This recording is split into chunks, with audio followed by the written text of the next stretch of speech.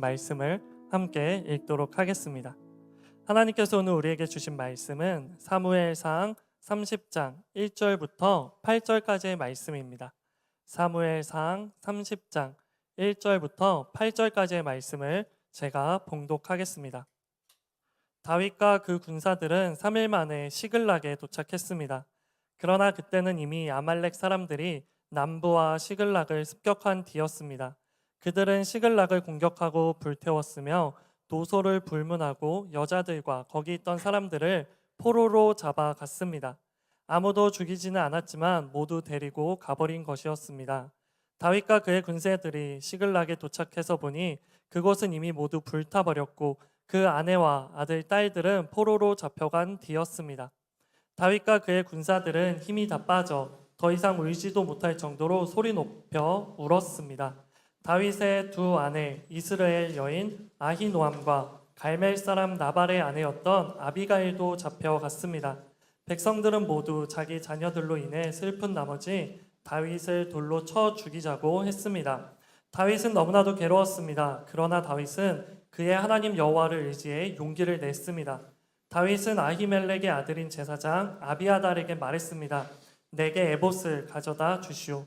아비아달이 에봇을 가져오자 다윗은 여호와께 여쭈어 보았습니다. 제가 저 약탈자들을 쫓아가야 합니까? 제가 그들을 따라잡겠습니까? 여호와께서 대답하셨습니다. 저들을 쫓아가거라. 내가 그들을 따라잡아 반드시 모두 구해낼 것이다. 아멘. 예배 가운데 오신 여러분을 다시 한번 주님의 이름으로 환영하고 축복합니다. 우리 CH 플러스 예배는요, 매주 주일 저녁 5시 반 대학로 한성 아트홀 2층에서 예배당 예배를 하고 있고요. 영상으로는 유튜브에서 오늘의 교회 대학 청년부 채널을 검색해 주시면 주일 저녁 5시 반마다 저희 예배에 함께 참여하실 수 있습니다. 예배당에서 예배하는 분들이나 영상으로 예배하는 분들 모두에게 하나님의 은혜가 동일하게 임하기를 축복합니다. 가슴에 손을 얹고 저를 따라해 주시겠어요? 하나님은 나의 소망이십니다. 나는 소망의 복음을 굳게 잡을 것입니다. 이 시간 말씀 앞에 내 마음을 엽니다. 나는 절대로 이전과 같지 않을 것입니다. 아멘. 정원사가 황무지와 같은 땅에 손을 대어 그곳을 아름다운 정원으로 가꾸듯이 문제로 가득한 우리의 인생 가운데 하나님의 섭리의 손길을 대어 신의 정원으로 바꾸시는 하나님의 이야기, 시크릿 가든 세 번째 시간, 오늘은 타협의 잡초를 뽑으라 라는 제목으로 은혜를 나누기 원합니다. 저를 따라해 주시겠어요? 타협의 잡초를 뽑으라. 1950년대부터 70년대까지 미국의 커피 시장을 주도했던 것은 맥스웰 하우스였습니다. 브라질에서 품질 좋은 아라비카 원두를 수입해서 만든 최고급 커피를요, 맥스웰 하우스는 미국 전역에서 단돈 5센트에 판매했었죠. 그런데 1953년에 브라질에 최악의 서리가 찾아옵니다. 맥스웰의 임원들은 고민을 해야 됐죠. 원두 생산량이 줄어들기 시작했고 커피 가격이 2배, 3배 점점 치솟을 위기 앞에 있었기 때문입니다. 한번 생각해 보세요. 아메리카노 한 잔에 15,000원, 라떼 한 잔에 한 18,000원 정도 되는 정말 최악의 커피 인플레이션이 시작된 것이죠. 미국인들은 가격 인상에 혀를 내두르기 시작했고 맥스웰 임원들은 대안을 고심해야 했습니다. 그들은 브라질의 최상급 원두였던 아라비카 원두를 사용하던 정책을 바꿔서 품질이 좀 떨어지는 로부스타 커피를 원두에 섞어서 쓰기로 결정합니다. 로부스타는 싸고 기후변화에 강할 뿐 아니라 생산량이 풍부해서요, 서리에 잘 죽지 않았기 때문이죠.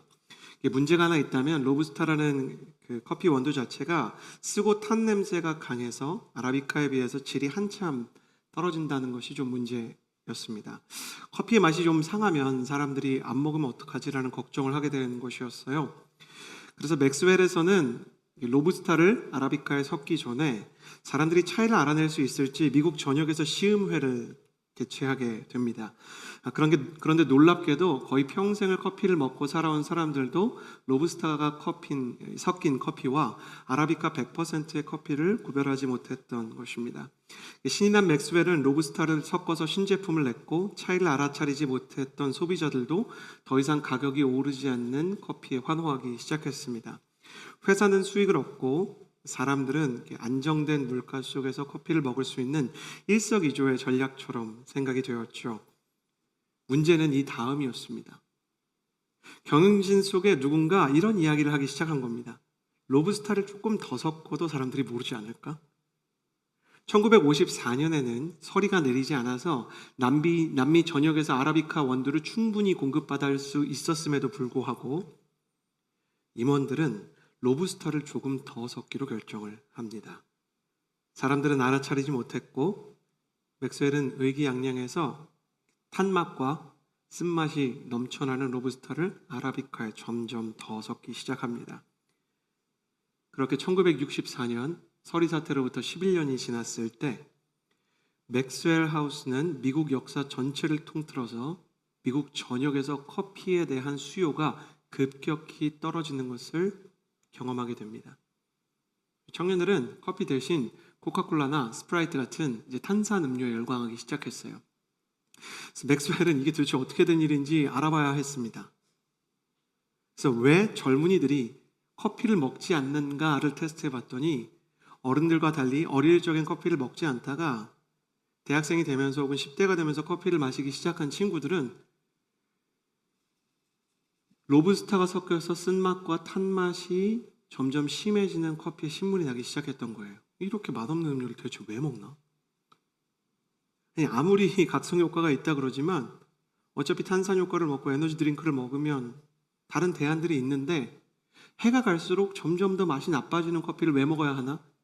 어른들의 경우에는 오랫동안 로부스타를 조금씩 섞어왔기 때문에 그 차이를 알아차리지 못했지만 청년들은 이미 로부스타의 농도가 너무 높은 커피를 먹었기 때문에 처음 먹을 때부터 너무 쓴맛이 강하게 느껴졌던 거예요. 그래서 미국 전역에 커피숍을 두고 있었던 맥스웰의 점포는 하나 둘 문을 닫기 시작했고 이제 맥스웰은 캔커피만 팔 수 있게 되었습니다. 여기다 결정적으로 1980년대 초에 결정적으로 가장 좋은 원두 원료를 가지고 커피를 만들고 감성까지 판매하는 커피숍이 나타났는데 저와 여러분 우리 모두 알고 있는 세계 최대의 커피 프랜차이즈 스타벅스입니다. 하워드 슐츠는 아라비카 원두를 기초로 물론 로부스타도 좀 사용했지만 쓴맛과 탄맛을 의도적으로 섞으려고 할 때가 아니면 최고급 원두를 가지고 스타벅스를 운영했습니다. 맥스웰이 스타벅스의 고공행진과 성공을 보면서 땅을 쳤던 이유가 뭔지 아세요? 하워드 슐츠의 스타벅스가 가지고 있었던 전략은 맥스웰이 원래 가지고 있었던 경영 철학이었기 때문입니다. 하워드 슐츠는 원래 있었던 것을 썼을 뿐이다 라고 얘기했습니다. 겸손의 표현이 아니라 실제로 원래 커피 판매가 그렇게 최선을 다해서 좋은 품질을 제공하던 사업이었기 때문이죠. 영적인 타협도 로부스타처럼 한순간에 이루어지지 않습니다. 우리 인생을 찾아오는 교만과 세속화와 욕망과 나태함의 타협은 로부스타처럼 천천히 우리를 물들입니다. 하루아침에 망가지는 사람은 거의 없습니다.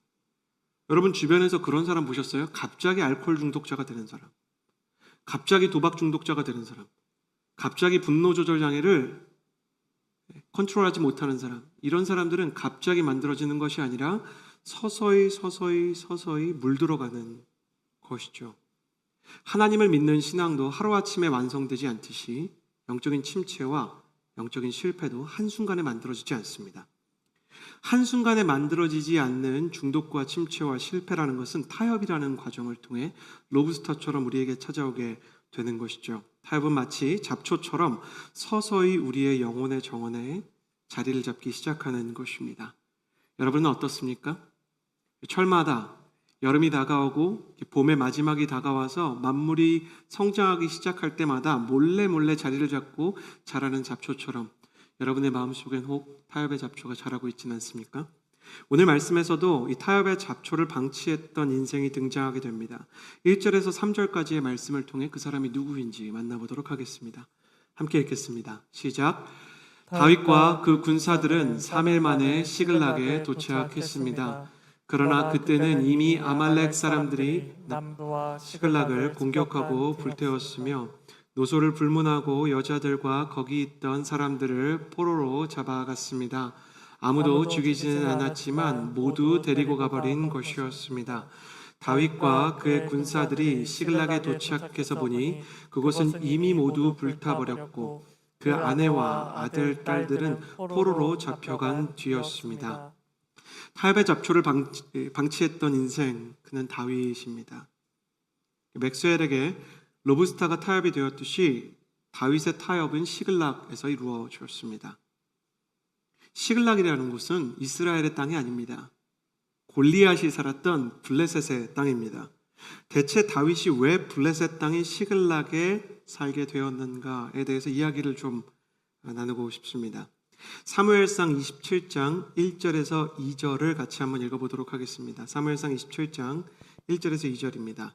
다윗은 속으로 생각했습니다. 이러다가는 머지않아 나는 사울의 손에 죽게 될 것이다. 내가 할 수 있는 최선의 방법은 블레셋 사람들의 땅으로 도망치는 것이다. 그러면 사울이 이스라엘 안에서 나를 찾기를 그만둘 것이고 그렇게 되면 나는 그의 손에서 해방될 것이다. 그리하여 다윗과 600명의 군사들은 길을 떠나 가드왕 마옥의 아들 아기스에게로 갔습니다. 다윗이 골리앗을 쓰러뜨리고 나서 온 나라가 다윗을 칭찬하기 시작하자 사울은 마음이 불편해졌고 불안해졌습니다. 하나님을 떠났고 귀신에게 사로잡혀 있었던 정말 악한 군주 사울은 다윗을 죽이려고 합니다. 토사구팽이라고 사냥개가 사냥을 끝냈으면 죽어야지라고 생각하는 것이 사울의 생각이었고 그것을 알아차렸던 다윗은 사울을 피해서 10년 동안 광야에서 힘겨운 유랑 생활을 하게 됩니다. 유랑 생활에 너무 지친 나머지 다윗의 마음속에 이런 생각이 찾아오기 시작합니다. 블레셋으로 아예 망명 신청을 해야 되겠다. 다윗의 첫 번째 타협의 여지는 자신을 죽이려는 사울을 피해 적국인 블레셋에 망명을 신청한 것이었습니다. 이 첫 번째 타협의 이유는 이것이었죠. 강력한 군사력으로 무장한 블레셋과 전면전을 각오하지 않고는 제 아무리 한 나라의 왕이었던 사울이라고 해도 블레셋의 영토로 들어간 다윗을 암살하기는 쉽지 않을 것이다 라는 생각이 들었던 것이죠.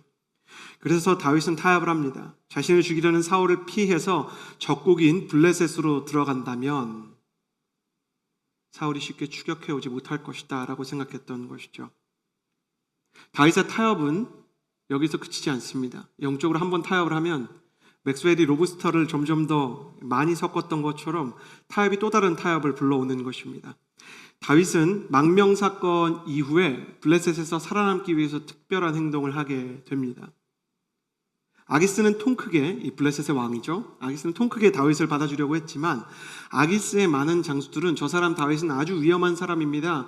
한 15년 전쯤에 우리의 장군 중에 가장 강했던 장군을 죽였던 사람이 바로 다윗입니다. 이렇게 얘기를 하는 거죠. 저 사람은 언제든지 이스라엘로 돌아갈 수 있는 사람이고 우리 블레셋에게 칼을 꽂을 수 있는 배신자가 될 수 있습니다. 그런 얘기를 계속하니까 다윗은 불안해서 블레셋 아기스에게 잘 보이기 위해서 블레셋이라는 나라에서 더 남쪽에 있는 아말렉이라는 민족을 칩니다.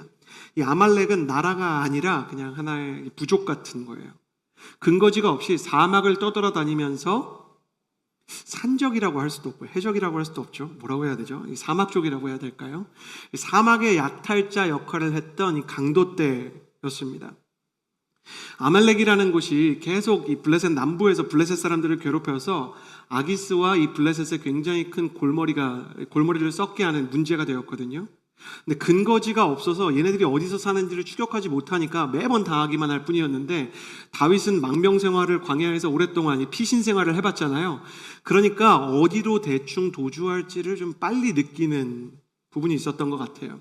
다윗이라고 10번이면 10번 다 찾았던 것은 아니지만 아말렉이 등장할 때마다 그들을 찾아가서 열심히 소탕을 합니다. 그런데 아말렉을 친 다음에 재밌는 건 아말렉을 쳤습니다 라고 말하지 않아요. 뭐라고 얘기하냐면 이스라엘을 쳤습니다 라고 거짓 보고를 하는 거예요. 전 이제 이스라엘이랑 등졌습니다. 제가 지금 약탈해온 것은 모두 이스라엘에게 가져온 겁니다. 아말렉은 게릴라였기 때문에 블레셋이 그걸 확인할 방법이 없었고 이스라엘에서 가져왔나 보다 라고 그들의 말을 들으면서 다윗의 말을 들으면서 블레셋 사람들은 조금씩 다윗을 신뢰하게 되었던 것입니다. 다윗의 인생에서 가장 중요한 그의 영적 강점은 정직함이었습니다. 그는 거짓말을 할 줄 모르는 사람이었어요.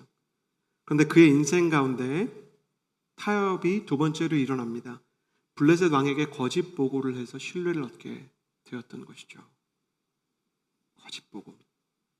자신을 죽이려는 사울을 피해서 적국인 블레셋에 망명 신청을 했던 첫 번째 타협과 블레셋 왕에게 거짓 보고를 해서 신뢰를 얻었던 다윗의 모습 속에서 우리는 다윗의 영혼이 점점 세상과 현실과 그리고 모든 세상 속에 있는 이 문화들과 동조되는 것을 보게 됩니다. 그 결과로 다윗은 시글락이라는 땅을 얻게 돼요. 이게 블레셋의 한 지역인데, 우리가 이제 너를 믿으니까 시글락이라는 땅을 줄게. 거기서 살아. 너 이제 망명자가 아니야. 우리 친구고 우리 백성이야. 넌 이제 블레셋 사람이야. 시글락에서 다윗이 1년 4개월 동안 살게 되거든요. 이때가 다윗이 지난 10년 동안 했던 도피 생활 끝에 얻은 오아시스처럼 평온한 것처럼 여겨졌어요. 사람들은 집을 지을 수 있었어요. 옛날엔 동굴에 살았잖아요. 피해 다녀야 되니까. 그리고 농사를 지을 수도 없으니까 뭐 토끼 같은 거 잡아서 먹고 굉장히 힘들게 살았을 거란 말이에요. 근데 이제 농사도 지을 수 있어요. 그리고 우물도 만들었을 거예요. 수많은 이 다윗의 팔로워들이 드디어 우리 다윗이 대단히 훌륭한 결정을 했구나. 다윗의 타협은 신의 한 수처럼 보였을 것입니다. 시간이 흘러서 블레셋 연합군은 이스라엘과 전면전을 벌일 위기 앞에 처하게 되었습니다. 다윗도 갈등이 됩니다. 지금까지 계속 거짓말했잖아요. 이스라엘 쳤다고. 그러니까 이번에 블레셋이 이스라엘과 전면전을 하게 되면 다윗도 왕의 전사 중 하나였기 때문에 참전을 해야 되는 상황이 되었습니다. 근데 여기에서 참전을 하게 되면 다시는 이스라엘로 돌아갈 수 없는 거예요. 여러분, 어떤 사람이 북한에 갔어요? 그럼 우리나라 입장에서는 저 사람이 북한에 잡혀간 건지, 저 사람이 배를 타고 이제 떠내려간 건지, 어떻게 된 건지 확인이 안 되잖아요? 근데 그 사람이 간첩이 돼가지고 우리나라를 공격하기 시작하면 더 이상 그 사람에 대한 보호와 돌아올 수 있는 여지는 없어지는 거 아니겠어요? 이 전쟁에 참여하면 다윗은 이스라엘의 왕은커녕 이스라엘 사람이 될 수도 없는 상황이었어요. 다행이라고 해야 될까? 여전히 아기스 왕, 이 블레셋의 왕, 수하에 있는 장수들 중에 다윗을 믿지 않는 사람이 있었고, 다윗과 장수들은 너희는 이번 전쟁에 참여하지 말고 그냥 너희 고향 시글락으로 돌아가, 이렇게 얘기를 해서 돌아가게 되었습니다. 사람들은 또 한번 역시 다윗 왕이 가는 데에는 뭔가 하나님의 보호가 있나 보다 라고 생각을 했을 거예요. 자, 전쟁을 계획하고 있었던 아벡이라는 곳에서 너 이제 돌아가 해서 원래 하사받았던 시글락까지 돌아가는 거리는 80km 정도. 한 3일 정도를 다시 고향 땅으로 내려왔더니 시글락이라는 자신들의 주거지가 모조리 불타고 있었습니다. 당시엔 119도 없잖아요. 인스타그램도 없잖아요. 이미 3일 전에 약탈이 시작됐지만 다윗은 이스라엘과 전면전 때문에 모든 장수가 모였던 아벡에 가 있었고, 그래서 그 사실을 알지 못했던 것이죠. 다윗과 600명의 부하가 옛날 같으면 좀 이렇게 보초라도 세워놓고 갔을 텐데 전면전을 할 수 있는 상황이었기 때문에 전부 전방에 갔다가 오는 상황이었거든요. 그 타이밍을 기가 막히게 틈타서 괴한들이 그 마을을 공격했고, 가족들을 노예로 끌고 가고 물건들을 빼앗아가고 마을을 불태워버린 것입니다. 근데 이 괴한들이 누굴까요? 다윗이 그동안 괴롭혔던 아말렉족이었습니다. 이를 갈고 있었던 거예요. 저놈이 대체 갑자기 왜 블레셋 사람이 돼서 우리 부족을 치는 거야? 다윗과 직접 싸워서 이기는 건 쉽지 않지만 다윗이 자기 동네 시글락을 비우기만 하면 우리가 가서 약탈하겠다 생각을 하고 있었던 것이죠.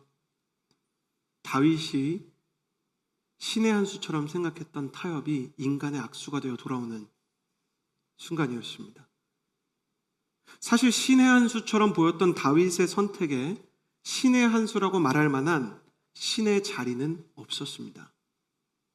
그는 하나님 없이 신의 보호를 받는 것처럼 행세했고, 하나님과 상의하지 않고 하나님의 계획을 따르는 것처럼 이야기했고, 그리고 사람들에게 혜택을 주면서 하나님의 은혜인 것처럼 가장을 했던 것이죠.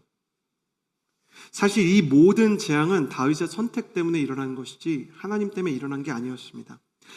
블레셋에 망명하기로 결정한 것도 다윗의 선택이었고, 블레셋의 신뢰를 얻기 위해 아말렉을 친 것도 다윗의 선택이었죠. 다윗은 자신의 선택 때문에 아말렉의 공격을 받고 재앙 가운데 처하게 되었던 것입니다. 원망할 사람조차 없었던 것이죠. 여러분 기억해 주시겠어요?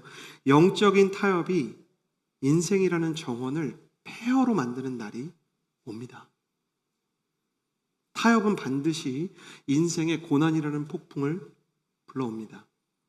잡초를 방치하면 다른 풀들이 제대로 자랄 수 없는 것처럼 다윗의 인생 가운데 그가 방치하고 모른 척했던 잡초가 그의 정원을 온통 엉망으로 무너뜨리고 있었던 것입니다. 그러나 다윗의 위대함이 있다면 실패를 할지언정 하나님을 포기하지는 않는다는 것이죠. 그는 하나님께 버림을 받지도 않고 또 다윗도 역시 하나님을 포기하지 않았으며 그 결과 다윗의 외부 세계였던 인생이 무너질 때 그의 내면 세계였던 영혼은 오히려 재건되게 되었습니다. 여러분의 인생에도 고난의 파도를 만날 때, 고난의 폭풍을 만날 때, 여러분의 정원이 황무지와 같이 엉망진창이 될 때, 여러분의 관계가 훼손되고 여러분의 인생의 위기가 닥쳐올 때 두 가지 길이 있게 될 것입니다. 하나님과 함께 다시 잡초를 뽑고 우리의 망가진 뜰을 신의 정원으로 다시 복구하는 방법과 그리고 그것을 계속 방치해서 그냥 망가진 뜰 수준이 아니라 인생을 사막으로 만드는 길. 여러분은 어디로 가고 싶습니까? 오늘 말씀의 제목처럼 타협의 잡초를 뽑고 다시 우리의 인생을, 우리의 내면 세계를, 우리의 영혼을 하나님의 정원으로 회복하는 하나님의 사람들이 되기를 주님의 이름으로 축복합니다. 그렇다면 다윗은 어떻게 하나님의 손길을 자신의 인생 가운데 다시 초청하게 되었을까? 타협의 잡초를 뽑는 다윗의 모습을 세 가지로 나누려고 합니다. 4절에서 6절까지의 말씀을 같이 한번 읽어보도록 하겠습니다. 4절에서 6절 함께 읽겠습니다. 시작. 다윗과 그의 군사들은 힘이 다 빠져 더 이상 울지도 못할 정도로 소리 높여 울었습니다. 다윗의 두 아내 이스라엘 여인 아히노암과 갈멜 사람 나발의 아내였던 아비가일도 잡혀갔습니다. 백성들은 모두 자기 자녀들로 인해 슬픈 나머지 다윗을 돌로 쳐 죽이자고 했습니다. 다윗은 너무나 괴로웠습니다. 그러나 다윗은 그의 하나님 여호와를 의지해 용기를 냈습니다. 아멘. 큰 재앙은 사람을 최선의 존재로 회복시키거나 아니면 최악의 존재로 추락시키곤 합니다. 시글락에 닥친 재앙은 다윗의 군사들과 다윗의 팔로워를 최악의 자리로 추락시켰습니다. 다윗과 함께했던 사람들은 그들에게 일어날 이 재앙에 대해서 어떻게 하면 우리 가족을 되찾을 수 있을지도 아니고, 왜 우리가 하나님 앞에서 이런 문제를 겪게 되었는지도 아니고, 누구의 책임인지를 추적해서 끝내 다윗을 죽이려고 했습니다. 물론 이 모든 재앙은 앞서 이야기한 것처럼 다윗의 선택이었지만 팔로워들의 동의가 없이 이 일이 이루어질 수 있었겠습니까? 모두 그 선택이 옳다고 암묵적으로 그를 따라왔던 팔로워들이 다윗의 선택을 비난하며 다윗의 인생 가운데 창각칼을 겨누는 상황이었습니다. 여러분, 저를 보시겠어요? 성경이 위대한 이유는 제가 항상 이야기하죠. 앞으로 1000년이 더 지나도, 성경이 쓰여진 시대에도 지금 몇천 년이 지났지만 앞으로 1000년이 더 지나도 인간의 본질이 안 변한다는 거예요. 보십시오. 함께 결정을 했던 동료들이 어려움이 찾아오자 등을 돌립니다. 영적인 타협에서 가장 아픈 부분이 여기 있어요. 우리와 함께 타협을 걸어갔던 그 사람들이 함께 걸어갔던 타협의 길에서 만난 고난의 책임을 나에게만 돌리는 때가 올 수 있다는 겁니다. 내가 다윗이라면 어떻게 하겠어요? 제가 다윗이라면? 여러분, 제가 좀 이해해 주세요. 전 그런 사람이니까. 나만 그랬어? 나만 나쁜 놈이야? 너네도 같이 가자 그랬잖아. 나 너무 억울했을 것 같아. 나 진짜 억울하다. 아니, 지금 가족이 사로잡혀갖고 동네가 다 불타고 있는데 이런 얘기하고 있다니까요. 아울리치에서 문제가 생기면 그 문제를 해결하고 그리고 어떻게 하면 하나님의 뜻을 회복할 수 있을지 생각해야 되잖아요. 누구 때문인지를 찾고 있어요. 사람이 그렇지 않습니까? 교회에 문제가 발생하고 한국교회라는 이 배에 물이 새는데 수많은 사람이 승객처럼 이렇게 막 지적을 해요. 저기 물 새요. 고쳐야죠. 여러분, 우리는 그럼 한국교회의 크리스천이 아니란 말입니까? 하나님께서는 우리를 선원으로 부르셨고 공동체로 부르셨는데 세상과 우리가 너무 닮고 비겁한 것은 문제가 생기면 희생양을 찾는다는 거예요. 제가 다윗이라면 누군가 딴 사람 찾았을 거예요. 아니야. 요압이 그렇게 하자 그랬어. 아니야. 아비새도 그렇게 하자 그랬어. 오영교 전선생님 조심하세요. 제가 누군가를 저도 지목하고 싶지 않았겠습니까? 이 사람 때문이야. 저 사람 때문이야. 자기 팔로워를 꼬리 자르는 사람을 우리가 얼마나 많이 보게 됩니까? 그러나 시글락의 재앙 속에서 최악의 존재로 전락했던 다윗의 팔로워들과 장수와 달리 다윗은 최선의 존재로 회복되기 시작합니다. 비탄과 분노, 상처와 고통이 뒤섞인 살인적인 폭풍우 속에서 다윗에 대해 성경이 이렇게 기록합니다. 다윗은 너무나 괴로웠습니다. 그러나 다윗은 그의 하나님 여호와를 의지해 용기를 냈습니다. 아멘. 타협의 잡초를 뽑는 첫 번째 다윗의 모습, 그것은 무엇이냐면, 저를 따라해 주시겠어요? 주님이 내 곁에 계심을 잊지 말라. 수많은 사람이 분노에 사로잡힐 때 다윗은 하나님께 사로잡히기 시작했습니다. 사실 블레셋으로 내려온 순간부터 다윗은 하나님이 아닌 자신만을 의지했고 하나님의 뜻이 아닌 자기의 계획만 신뢰하던 사람이었죠. 순풍에 돛단 것처럼 1년 4개월 동안 평화가 유지되는 것 같았던 이 블레셋의 생활을 보며 광야의 10년 동안 누리지 못했던 축복이라고 생각했던 가짜 평화에 도취되어 있었던 다윗은 오히려 고난 가운데서 타협을 했던 자신의 모습을 직시하고 그 자리에 서 있는 모든 사람 중에 유일하게 하나님을 기억하기 시작했습니다. 저와 저희 가족들에게 좀 이렇게 좋은 점이 있다면 저희 집 근처에 이제 공원이 있는 거예요. 집 근처에 공원 있으면 좋잖아요. 저희가 이제 돗자리를 깔고 조그만 테이블을 가지고 이제 거기 앉아가지고 이렇게 노는 걸 좋아합니다. 저희 아들, 저희 딸, 아내, 저 이렇게 4사람이 이렇게 공원에 갔거든요. 저희 아들이 야, 이거 진짜 하나님의 뜻인 것처럼 거기에서 학원 친구를 만난 거예요. 부모는 아이를 기르다가 내 아이가 내가 모르는 사람을 만나는 게 너무 신기합니다.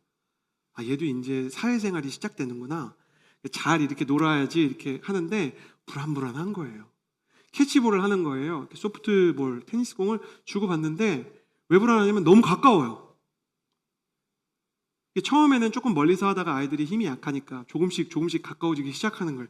불안한 거예요. 저랑 그 아이 아빠는 불안한 눈빛을 교환하면서 이게 애들이 너무 가까운데 제가 연준이한테 연준아 너무 가까워 했는데 괜찮아 하다가 친구 얼굴에 온 힘을 다해서 공을 던져버린 거예요. 친구가 눈에 공을 맞고 울기 시작하고 저는 진짜 깜짝 놀랐습니다. 그때 아내의 말을 어제 제 아내가 한 말을 잊지 못해요. 당신이 가봐, 난 아닌 것 같아. 그래서 저는 아니 그렇게 얘기 안 했어도 갈 건데 아내가 가라고 하니까 갔어요. 가보니까 아이가 이렇게 막 울고 있는 거예요. 너무 미안한 거예요. 그 아이한테도 미안하고 그 아이의 아버지한테도 미안한 거죠. 원래 아이들끼리 놀 때 한국 아빠들끼리는 미국 영화 아니잖아요. 쌤, 근데 저는 여기 살아요. 여기 단지 살아요. 어디 사세요? 막 이러지 않잖아요. 우리는 애들끼리 놀아도 이렇게 이렇게 하고 이렇게 멀리 있잖아요. 근데 둘이 이제 얘기할 수밖에 없는 상황인 거예요. 아유, 아버님 죄송합니다. 머리를 조아리면서 이렇게 얘기하는데 연준이가 저를 보는 눈빛이 진짜 공포예요. 난 죽었다. 이거 어떡하나 하는 거예요. 근데 희한하게 연준이한테 처음 나왔던 얘기가 그거였어요. 연준아, 걱정하지 마. 아빠가 도와줄게. 그 얘기였어요. 집에 돌아와서 하루를 리뷰하면서 이제 어포름 기도회를 밤 10시에 진행하기 위해서 하루를 반추하는데 그 생각이 나요.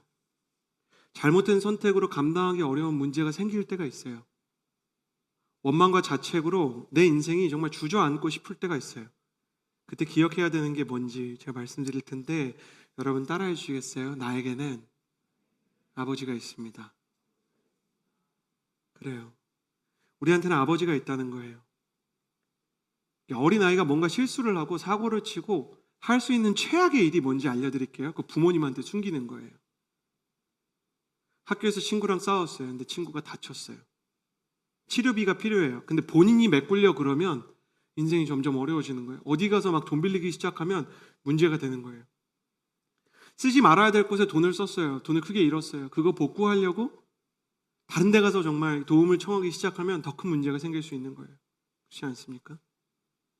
그 아이가 가야 하는 곳은 민망하고 염치 없고 두렵지만 아버지의 품으로 가야 하는 것입니다.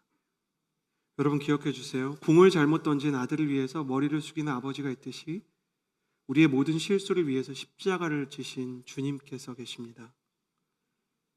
주님께서 기다리고 계시는 거예요. 문제가 생겼을 때 사랑하는 여러분 축복합니다.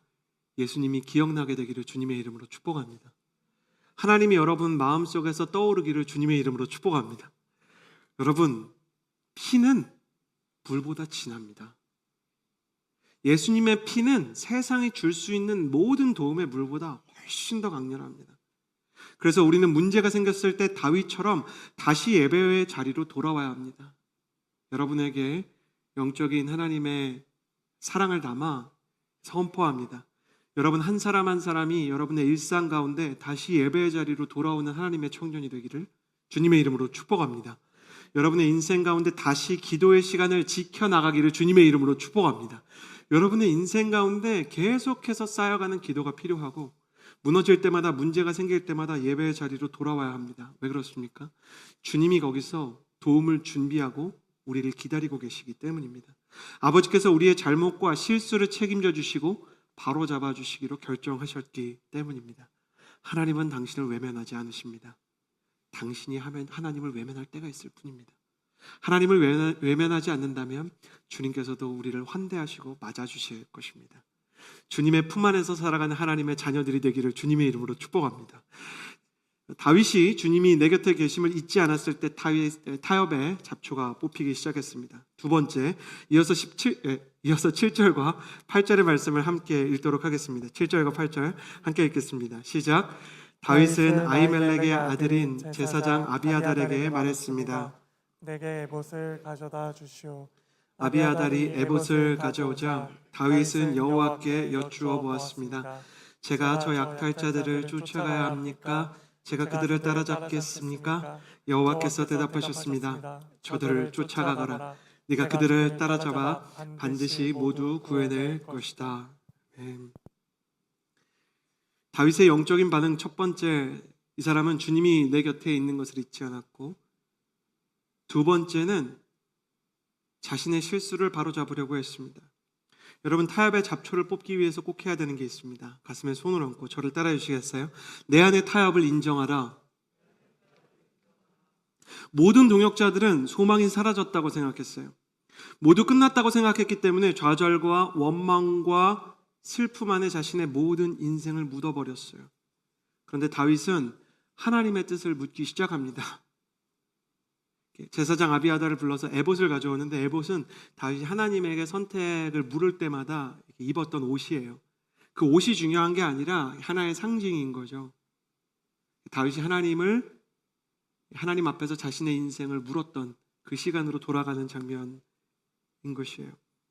다윗이 그렇게 했던 이유는 이 모든 타협이 자신이 하나님께 길을 묻지 않은 데서 문제가 생겼기 때문입니다. 내 안에 타협을 인정해야 합니다. 내 안에 하나님이 원하시지 않는 타협의 시간이 있었다는 것을 인정하십시오. 타협했다는 것을 알게 되었을 때 타협을 인정하고 그 길에서 떠나는 사람이 있고, 타협을 인정하지 않고 그냥 주저앉아 있는 사람이 있습니다. 시글락이 무너진 그날, 내 마음대로 했던 지난날의 잘못을 인정하고 다시 하나님께 길을 물었던 다윗처럼 우리의 삶에 잡초처럼 자리 잡고 있었던 타협에 대한 발견과 인정과 고백이 꼭 필요합니다. 사랑하는 여러분, 성령님께서 우리 마음 가운데 찾아오시면 우리 안에 잘못된 부분들을 깨닫게 하십니다. 그것은 고통스러운 일이지만, 그러나 그 고통 때문에 도리어 우리는 치료의 길로 가게 되는 것입니다. 몸이 아픈 데가 있을 때 의원을 찾아가는 사람처럼 우리는 인생의 고통 속에서 하나님을 만나게 됩니다. 반대로 말하면 내 인생에 찾아온 고통은 하나님께서 내 인생에 찾아오시는 초청장이기도 한 것입니다. 모든 인생의 고통이 변하여 하나님의 임재로 변하는 역사가 있게 되기를 주님의 이름으로 축복합니다. 물이 변하여 포도주가 되는 것처럼 우리의 모든 아픔과 고통과 문제가 변화되어서 하나님의 거룩한 치유와 회복과 반전의 역사가 일어나게 되기를 주님의 이름으로 축복합니다. 그러기 위해서 세상과의 타협을 발견하십시오. 혹 미움과의 타협을 시도했던 사람이 있다면, 내가 교회를 다니지만 교회 사람들 중에 미워하는 사람이 있고 그것에 대해서 이유를 부여하고 있다면 그것에 대해서 하나님 앞에 고백하십시오. 회개는 그것을 무조건 자기가 다 책임지고 고치라는 게 아닙니다. 우리는 많은 경우 우리 안에 있는 미움이나 교만을 스스로 고칠 수 없습니다. 다만 인정하는 데서 시작하는 것입니다. 내 안에 미움이 있는데 하나님 보시기에 이것이 좋지 않을 것 같습니다. 도와주세요. 여러분은 병원 가서 그렇게 하십니까? 제가 천식이 있는데 의사 선생님, 제가 고쳐보겠습니다. 그럴 거면 병원을 왜 가요? 여러분은 병원 가서 그러시나요? 팔이 부러졌는데 제가 고쳐볼게요. 이러십니까? 회개는 그런 게 아닙니다. 하나님, 내 안에 관절을 아프게 하는 교만과 분노와 미움이 있는데 내가 이걸 고백합니다. 주님께 내 팔을 맡겨드립니다. 좀 고쳐주세요. 의사의 치료에도 시간이 걸리는 것처럼 하나님이 우리 안에서 미움을 도려내실 때도 통증이 있고 아픔이 있고 시간이 걸립니다. 그러나 하나님의 사랑을 믿고 그분 앞에서 우리의 죄를 고백하는 사람은 하나님의 치료 안으로 들어가는 것입니다. 사랑하는 형제자매 여러분, 청년의 시기에 찾아오기 쉬운 음란과의 동행을 중단하셔야 합니다. 잘못된 콘텐츠, 잘못된 상상, 그리고 미디어를 통해서 들어오는 잘못된 문화에 저항해야 합니다. 제가 몇 번 말씀드리는데 세상은 사랑과 책임을 분리하는 시대를 향해 나아갑니다. 사랑은 하는데 책임은 안 져도 되는 거예요. 결혼을 할 때 이미 이혼에 대한 계약서를 쓰고요. 혼전에 동거를 해서 아이가 생기면 그 아이는 지워도 되는 아이이고요. 그리고 하룻밤에 만난 사이끼리는 쿨하게 이름을 물어보지 않아도 된다라고 가르쳐요. 낭만이 있고 그 안에 로맨스가 있는 것 같죠? 저를 보시겠어요? 성경이 끊임없이 얘기하는 사랑의 실체는 책임이라는 반석 위에 서 있어요. 우리가 예수님을 믿는 이유가 뭡니까? 우리가 예수님의 사랑에 대해서 말할 때 예수님의 사랑은 뭡니까? 그건 책임지는 사랑이에요. 내가 사랑하기로 했기 때문에 십자가를 지는 것이죠. 변하지 않는 죄된 세상의 원리 중 하나는 사랑에는 고통과 희생과 책임이 따를 수밖에 없는 거예요. 근데 고통과 희생과 책임이 없는 사랑도 있는 것처럼 가르쳐요. 모든 드라마는 결혼하기 전까지고 결혼한 이후부터는 일일 드라마가 시작된다는 걸 얘기하려고 하지 않지만 우리가 결혼을 하게 되면 반드시 당신은 희생하게 될 겁니다. 그게 남자든 여자든. 우리가 자녀를 낳게 되면 반드시 당신은 손해보게 될 겁니다. 이게 사실이에요. 자녀를 낳고 어떻게 손해를 안 볼 생각을 합니까? 결혼을 하는데 어떻게 희생을 안 할 생각을 합니까? 한쪽이 너무 많이 희생을 하면 당연히 대화와 타협을 통해서 서로 조율은 해야죠. 그러나 희생과 손해와 책임이 없는 사랑과 가정이 있다고요? 그런 건 없어요.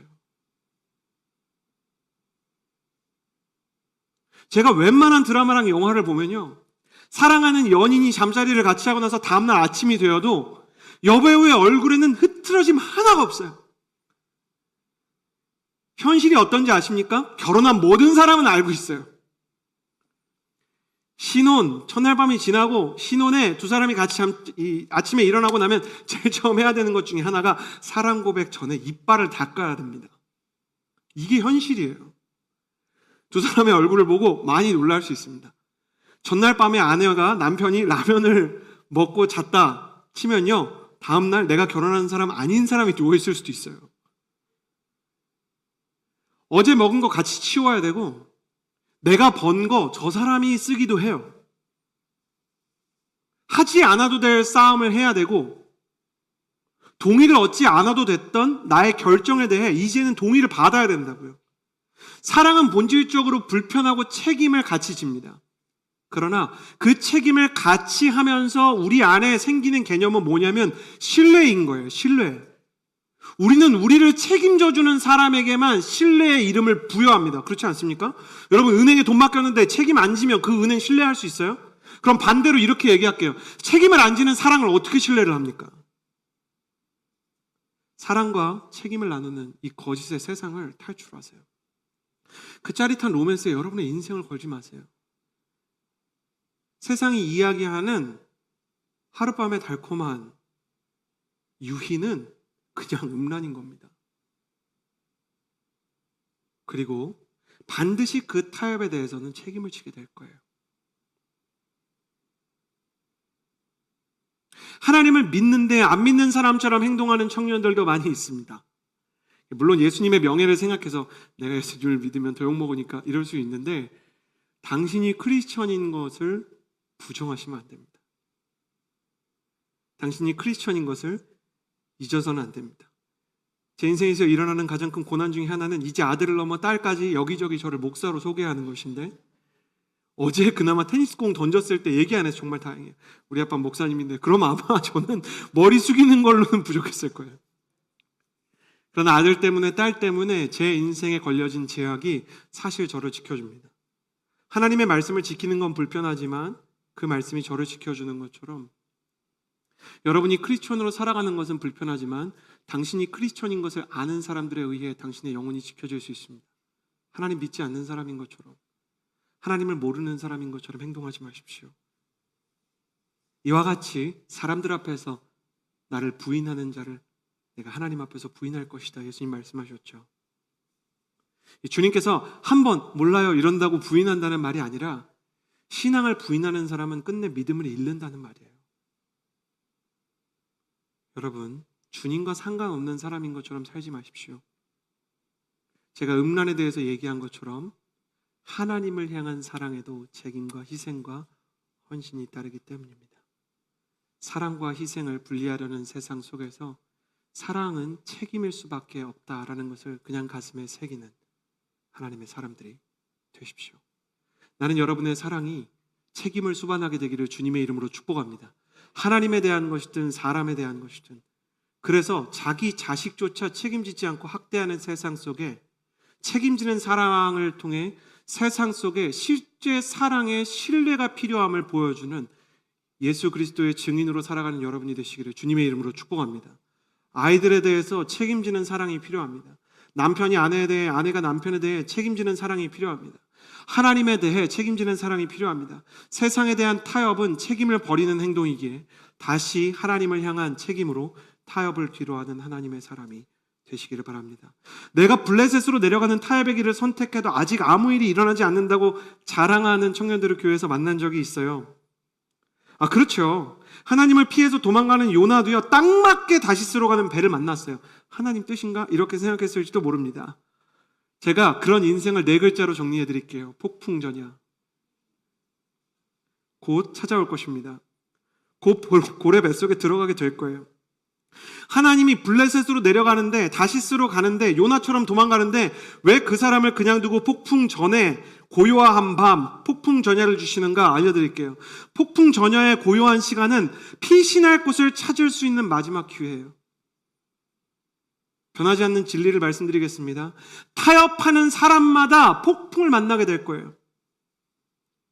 세상의 사랑을 따라가는, 사랑에 타협하는 사람마다 세상에서 경험할 수 있는 최악의 아픔의 폭풍을 만나게 되고, 하나님을 향한 믿음에 대한 자신의 책임을 뒤로하고 책임을 회피한 채 타협의 길로 가는 사람마다 영적인 침체라는 최악의 고난을 만나게 될 것입니다. 이건 여러분을 저주하는 게 아니라 사실을 선포하는 것이죠. 목회자가 할 수 있는 최악의 일은 진리를 외면하는 것 아니겠습니까? 타협을 끊어내십시오. 폭풍 전야에도 집안으로 피신할 수 있다면 큰일이 일어나지 않을 것입니다. 와, 목사님이 나 협박하나? 지금 그렇게 생각하는 당신이 집으로 피신하셔야 된다고요. 와, 목사님 오늘 너무하는 거 아닌가? 너무하는 건 내가 아니고 내일 닥칠 폭풍이에요. 그러니까 기회 있을 때 돌아오십시오. 나는 여러분이 아직 큰 고난 만나지 않았을 때 하나님께로 돌아올 수 있는 정신 차리는 크리스천 되기를 주님의 이름으로 축복합니다. 그렇게 내 안의 타협을 인정하고 주님께 다시 돌아올 때 타협의 잡초는 뽑히게 된다는 것입니다.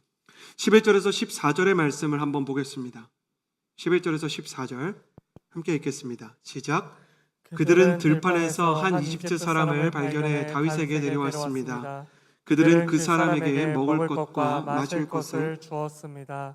그 사람은 무화과 빵 한 조각과 건포도 2송이를 먹고 정신이 들었습니다. 그는 3일 밤낮으로 먹지도 마시지도 못했던 것입니다. 다윗이 그에게 말했습니다. 너는 누구 소속이냐? 어디에서 왔느냐? 그가 말했습니다. 저는 이집트 사람입니다. 아말렉 사람의 종이었지요. 3일 전 제가 병이 나자 주인이 저를 버렸습니다. 우리는 그렛 사람들의 남부 지역과 유다에 속한 영토와 갈렙의 남부 지역들을 습격하고 시글락을 불태웠습니다. 타협의 잡초를 뽑기 위한 세 번째 원리, 가슴에 손을 얹고 저를 따라 주시겠어요? 자비의 손을 잃지 말라. 다윗이 아말렉을 추격하는 동안 쉽지 않았던 것은 아말렉이 작정을 하고 다윗을 피해서 숨었다는 것입니다. 과거에는 열심히 그나마 약탈을 하러 다니니까 다윗이 그 흔적을 찾아서 좀 추격하기가 쉬웠는데 이번에 약탈한 사람은 다윗이잖아요. 그리고 전면전을 하면 다윗을 이길 수 없다는 것을 그 전에 모든 전투를 통해서 알고 있었던 아말렉 족속은 작정을 하고 숨어버렸어요. 근거지 없이 유랑을 하며 다녔던 이 사막의 강도들 아말렉이 숨었을 때 정말 찾기가 어려웠습니다. 다윗의 부대 600명이 아말렉을 추격하기 위해서 애를 썼는데 지금 다윗이 추격하고 있는 길을 보면 24km를 더 달립니다. 하루 이상을 막 달렸을 거예요. 갑자기 진행된 추격에 600명의 3분의 1인 200명이 탈진해서 쓰러졌다고 합니다. 다윗 주변에 용사 600명이 있었는데 그 용맹한 용사 중에 200명이 쓰러질 정도로 이 강행군이었어요. 남은 400명이 더 깊은 사막으로 들어갔지만 흔적을 찾을 수 없어서 지쳐가기 시작했습니다. 그때 다윗이 버려진 이집트 소년을 발견하는데 원어로는 이제 한 이집트 사람이 한 소년입니다. 사막 한가운데 버려진 소년을 돌보기 시작합니다. 다윗이 이 일을 했을 때 다윗과 함께하는 용사들이 우리가 이렇게까지 해야 되나 생각이 들었을 것입니다. 지금 내 코가 석자인데 내 인생이 힘든데 지금 누군가를 돌봐야 되나? 600명 중에 3분의 1인 200명이 쓰러졌는데 이 소년을 굳이 돌봐야 할까? 그러나 이미 하나님의 사람이 된 다윗은 원상태로 영적인 컨디션이 회복됐기 때문에 상황이 어려울지언정 자비의 손을 거둘 수는 없었습니다. 다윗과 팔로워들은 이 소년에게 물과 음식을 주고 돌보아 의식을 회복할 수 있도록 케어하기 시작했는데 이 소년이 의식을 회복하자 놀라운 이야기를 하기 시작합니다. 이 버려진 이집트 소년이 얼마 전 시글락을 약탈했던 아말렉 족속의 종이었다는 거죠. 그래서 이 소년이 아말렉 족속이 어디서 사는지를 알고 있었던 겁니다. 다윗과 용사들은 버려진 소년을 돌보다 숨겨진 적들의 기지를 발견하게 되었던 것입니다. 성경은 그 결과 다윗이 빼앗겼던 모든 사람들과 물건들을 하나도 남기지 않고 다 찾았다고 말합니다. 하나님께서 모든 것을 보호하고 계시다가 다윗에게 그냥 돌려준 것입니다. 할렐루야. 나는 여러분도 잃어버린 모든 것을 다시 찾는 때가 오기를 주님의 이름으로 축복합니다. 잃어버린 기쁨을 다시 찾는 청년들이 될지어다. 잃어버린 꿈을 다시 찾는 하나님의 사람들이 될지어다. 예배에서 잃어버렸던 감격을 다시 찾는 하나님의 사람들이 될지어다. 무너졌던 관계, 상실했던 관계를 하나님께서 잠시 보호하시다가 다시 여러분에게 돌려주시는 역사가 일어나게 되기를 주님의 이름으로 축복합니다. 만나지 말아야 될 사람 만나서 혹독한 이별을 겪고 이별 노래 들으면서 눈물을 흘리시는 분들 주님께 다시 돌아와서 하나님께서 예비하신 좋은 사람 다시 만나게 되는 주님의 축복이 있게 되기를 주님의 이름으로 축복합니다.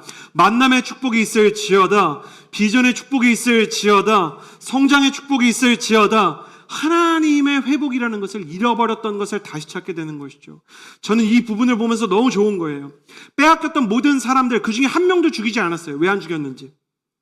여기서 하나도 남기지 않고 다 되찾았다라는 말은 그 잃었던 상태 그대로 찾았다는 말인데 사실 저희가 다 이제 성인들인 청년들이기 때문에 할 수 있는 얘기지만 여자들이 사로잡혀 갔을 때는 고대의 이 강도들은 나쁜 짓을 할 수 있잖아요. 그런데 여기에서 그 원어를 살펴보면 아무 일도 없었다는 것을 내포하고 있는 거예요. 그들이 데려갔지만 성적으로나 혹은 물리적으로나 어린아이들이나 여자들을 다 잡아갔는데도 아직 아무런 폭력적인 아직 아무런 성적인 학대가 없었다는 겁니다. 하나님이 일부러 그분의 손 안에 보호하고 계시는 거예요. 여러분 저를 보시겠어요? 다 빼앗긴 것 같은 때가 있어요. 다 없어진 것 같은 때가 있어요. 근데 하나님께서 우리에게 고난을 주실 때는 그것을 찾을 수 있도록 물론 우리가 잃어버렸던 딱 그 남자, 딱 그 여자는 아닐지라도 우리가 찾아야 되는 좋은 것은 하나님의 품 안에 그대로 두신 채로 우리를 초청하시는 줄을 믿습니다. 우리의 인생 가운데 다 잃어버렸다고 생각하는 그때에도 다시 그 꿈을, 다시 그 관계를, 다시 믿음의 가정에 대한 씨앗을 심게 하시고 거두게 하시는 하나님을 신뢰하고 그 신뢰를 따라가다가 성취와 언약과 응답의 역사를 경험하게 되는 청년이 되기를 주님의 이름으로 축복합니다. 그렇게 되기 위해서는 그것을 보호하시는 자비의 하나님을 닮아 자비의 손길을 잃지 말아야 하는 것입니다. 고난의 싸움에서 승리하는 마지막 방법을 다윗이 보여주고 있지 않습니까? 고통의 순간 자비의 손길을 잊지 마십시오. 어떻게 하면 자비의 손길을 잃지 않을까요? 저는 이것을 염두하고 말씀을 준비했던 게 아닌데 이번 주 중에 어떻게 이것을 우리가 할 수 있을까를 고민하는 중에 하나님께서 기회를 주셨습니다. 제가 준비했던 게 아니고요.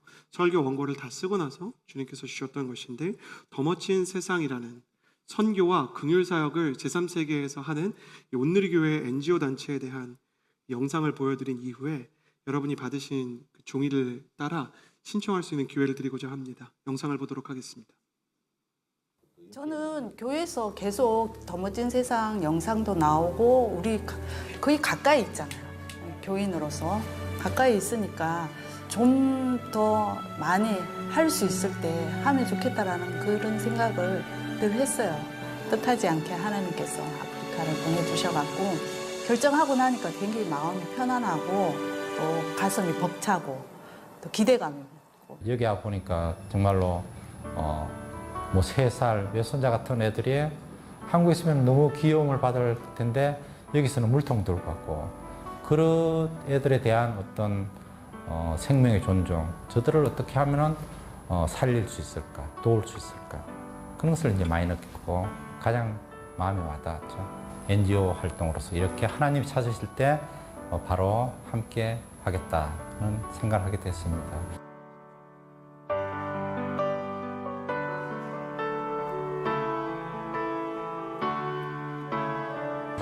So Betawel came in, they give for us food. We were feeding at school. For that, if we have take something, we may able to understand what our teachers are teaching us. By now, you can see a lot of changes, and the children even themselves. We thank Better World to bring a bit of sauce to the children to eat. That one makes them, their brain, very fresh.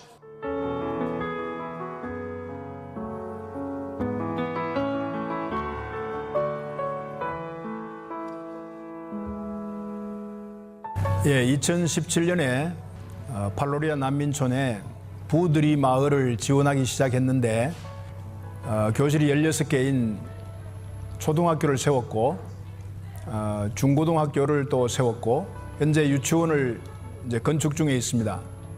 수도만 꼭지만 틀면은 물이 나오는 그런 이제 급수 설비를 완공해줬고 난민들의 표정이 굉장히 밝아졌습니다. 지금 코비드 상황으로 전 세계가 굉장히 힘든 상황에 있습니다. 선진국들이 이 코비드 상황으로 자국민들에 대한 지원을 확대하다 보니까 재정의 여유가 없어서 앞으로 난민들에게 지원을 줄일 가능성이 굉장히 많습니다. 자기 고향을 떠나와서 아무것도 없는 사람들에게 먹이고 입히는 것이 가장 우선적인 것이었지만 이제는 그들이 이곳에서 삶의 터전을 만들어가는 그런 것을 위해서 저희가 도움을 주는 것이 가장 효과적이다는 생각을 하고 양계장과 이제 농업 사업을 기도하는 중에 준비하고 또 이제 올해는 양계에 치중을 할 것입니다.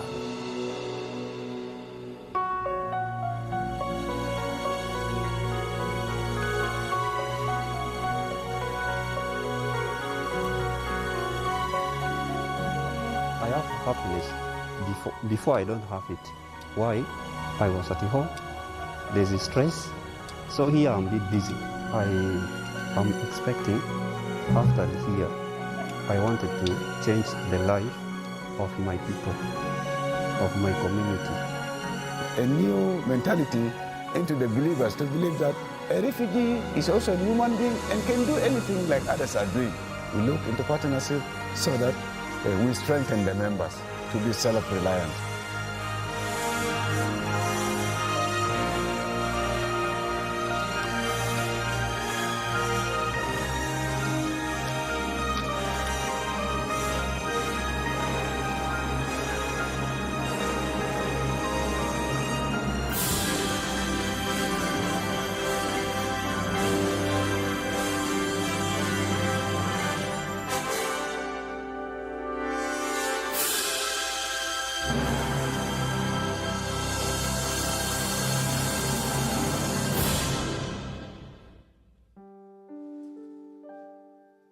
우리 인생에 고난이 찾아오고 또 우리의 마음 가운데 환난이 찾아오면 우리의 마음이 지쳤기 때문에 영적으로 자기연민이라는 상태에 들어가게 됩니다.